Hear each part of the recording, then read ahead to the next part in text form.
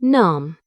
The moment my phone lit up with that text from my brother, I was sitting in the back of a car service heading to our newest location's soft opening.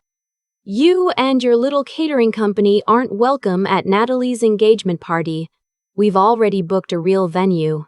Don't embarrass us by showing up." I read it twice.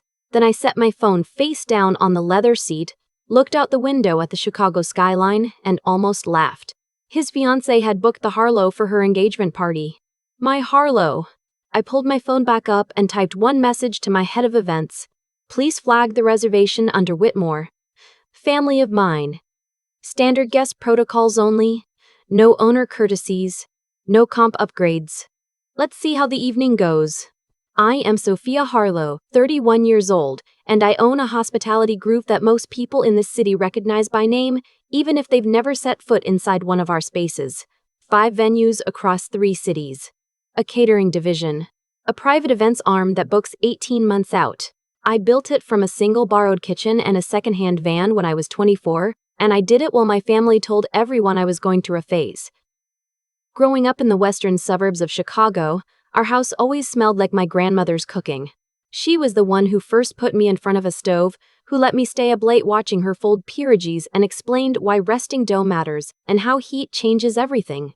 I fell in love with food the way some kids fall in love with music. Completely, privately, in a way that made the rest of the world go quiet.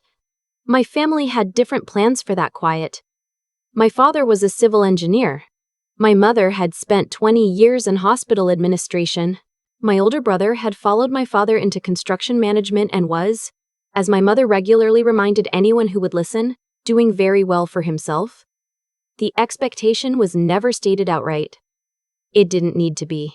It lived in every offhand comment, every slight pause before someone asked what I was studying, every dinner table conversation that somehow always circled back to stability and sensible choices and what things looked like from the outside. I told them I was applying to culinary school when I was 17. My mother set down her fork. My father didn't look up from his plate for a long moment. My brother, who was 22 and already treating our parents' approval like currency he could spend on condescension toward me, actually laughed. Not meanly, he would have said. Just surprised. I got a partial scholarship to one of the best culinary programs in the country.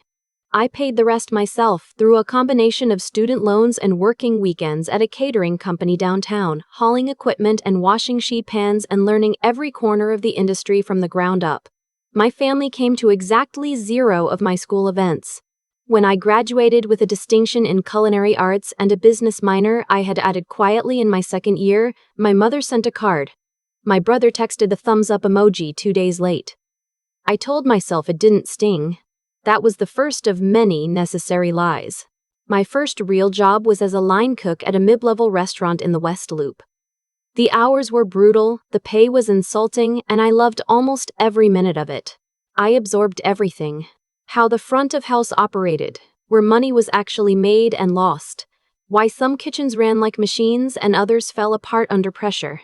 After 18 months, I moved to a higher-end kitchen, then to a catering company that handled corporate events and private parties for clients with serious budgets. That's where I discovered what I was actually good at. Not just the food, but the entire architecture of an experience. The way a room feels when everything is calibrated correctly. The way guests relax into an evening without ever knowing why. When I told my mother I was leaving to start my own catering company, she went quiet for a moment and then said, carefully, that she hoped I had thought this through. My brother asked if I needed money in a tone that made clear he expected me to say yes. I said no. I had saved enough to lease a commercial kitchen space for 6 months and buy a used refrigerated van. I had 3 client leads from contacts I'd built at my last job. I had a business plan I'd revised 40 times and a name I'd been sitting on for 2 years. I called it Harlow Hospitality. My grandmother's maiden name. She had died the winter before I graduated, and I wanted something of hers to carry forward. The first year was the kind of hard that doesn't make for good stories at the time. I was the chef, the salesperson, the delivery driver, and the dishwasher. I took every booking I could get, corporate lunches, birthday parties, A funeral reception that broke my heart and taught me more about grace under pressure than any kitchen ever had. I slept badly and woke early and kept a running list of everything I was learning taped to my refrigerator. By the end of year 2, I had 2 part-time employees and a waiting list.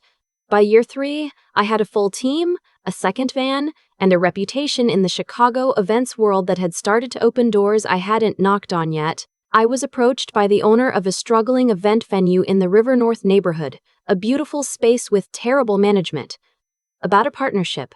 I spent 3 weeks analyzing the financials before I made an offer to buy him out instead. That venue became the first Harlow space. I renamed it, redesigned the kitchen, hired a floor manager I'd been trying to recruit for a year, and relaunched it with an event that got picked up by 2 local publications and a food industry newsletter. The phone didn't stop for 6 weeks. I called my parents to tell them. My mother said that sounded like a big responsibility.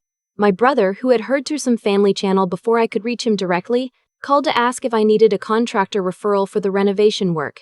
I'd already completed the renovation. He didn't ask how it went. I stopped calling to share news after that. It was easier than the silence that followed it. The second Harlow space came 18 months later in the Fulton Market District. The third was in Milwaukee, which surprised people who expected me to stay in Chicago. But the market made sense, and I had found a building I couldn't stop thinking about. By the time I was 29, Harlow Hospitality had a staff of 60 and a catering division that handled events from intimate dinners to fundraisers for 800. I had been featured in 2 national publications and spoken at an industry conference. My father, when I mentioned this on a Christmas call, said that sounded like good exposure. My brother, to his credit, had at least started asking questions by then. He would call occasionally and ask if I knew anyone at a good venue for a client dinner, apparently unaware that I owned several venues he might have heard of. I would suggest the Harlow River North location. He would say he'd look into it. Once he called me after a dinner there to say the food had been excellent and asked how I knew about that place. I said I'd heard good things. He said he'd definitely go back. He did 3 more times, always through our regular reservation system, always receiving nothing more than the warm and attentive service we gave every guest. This was not malicious. I had simply stopped explaining myself. My parents knew I ran a catering company. In their understanding, I had a small business, I worked long hours, and I seemed to be doing fine for myself. The scale of what Harlow had become, the venues, the staff, the industry recognition, existed in a world they had not chosen to follow me into.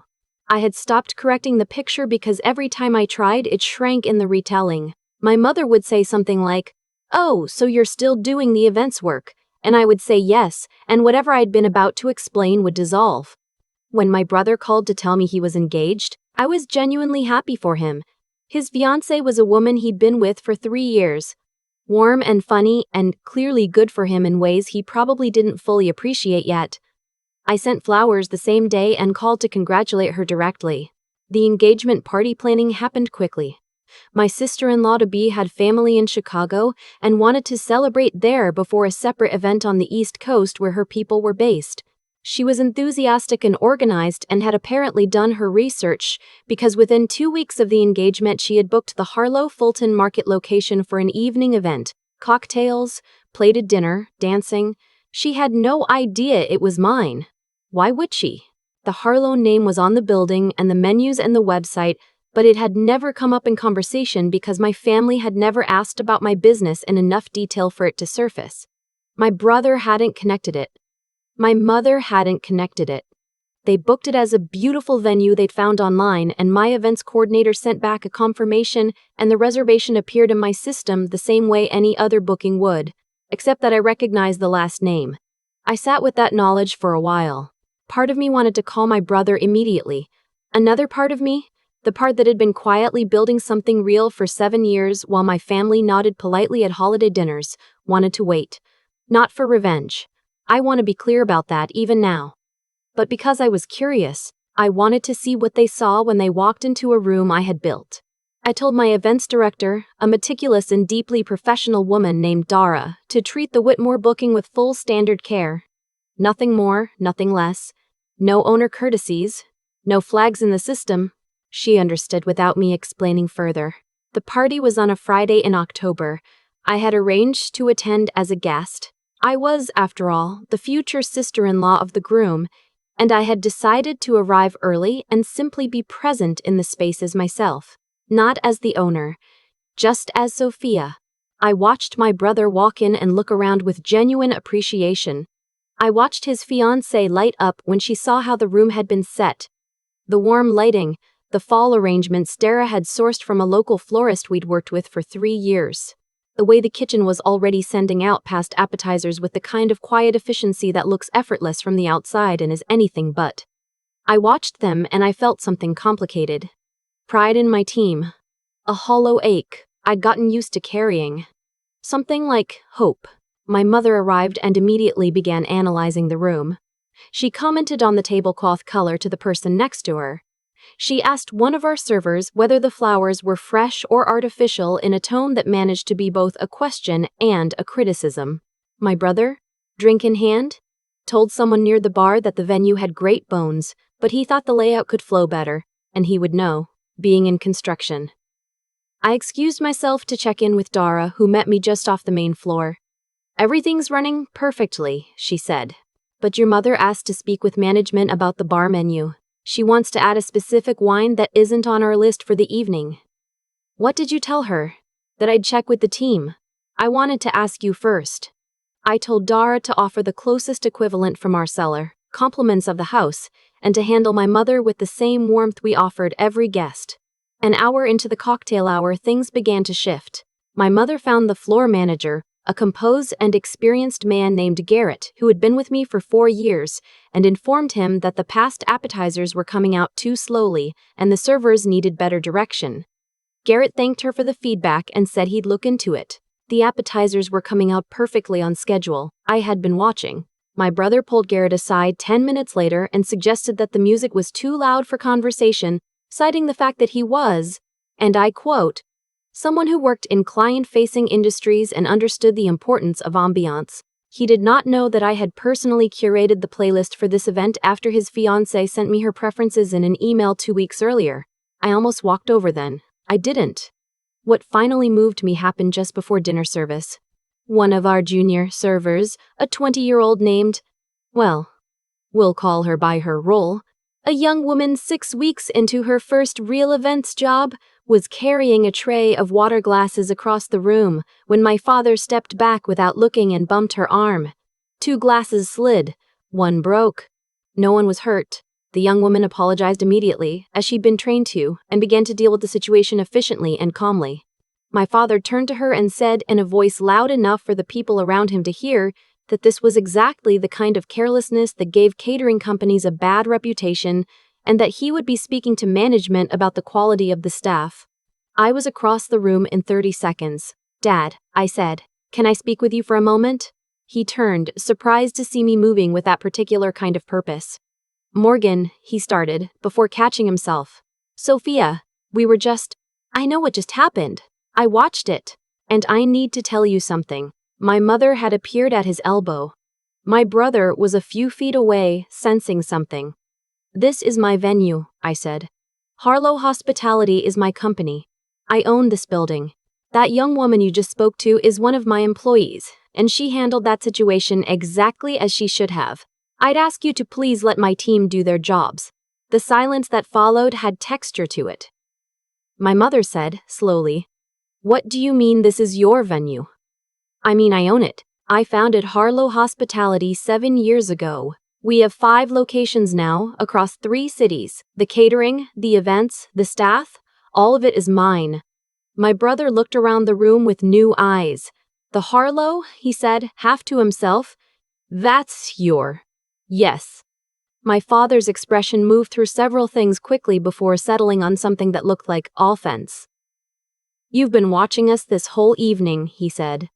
Knowing we didn't know. "I wasn't watching you. I was at my fiancé's engagement party. I happen to also own the building. Why didn't you say something when the booking came in?" "Because in 7 years, no one has ever asked me enough about my business for your family to know the name of it. That's not an accusation. It's just what's true." My mother reached for her champagne glass and didn't drink from it. She just held it. You have 5 locations, she said quietly, and a catering division, and about 60 employees at the moment, not counting seasonal staff. My brother sat down in the nearest chair. He looked for a moment, like someone recalculating everything at once. My father straightened.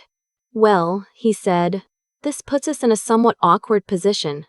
If we'd known you were connected to this venue, we would obviously have expected different arrangements. Family pricing at minimum. I looked at him for a long moment. Dad, I said, your daughter built a company that books a year and a half out, and that is what you want to take from this moment. He had the grace to look slightly uncomfortable. That was not all I meant. Then what did you mean? He didn't answer immediately. My brother, quietly, said Soph. I didn't know any of this. I really didn't. I know you didn't.